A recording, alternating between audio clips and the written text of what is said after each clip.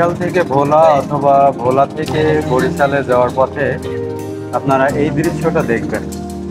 এখানে মানুষের জীবনযাত্রা কিন্তু এই ভাসমান নদীর উপরে নৌকায় বসবাস করে তারা।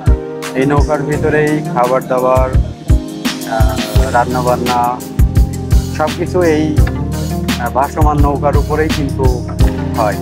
এদের জীবনযাত্রাটা অনেক বৈচিত্র্যময়।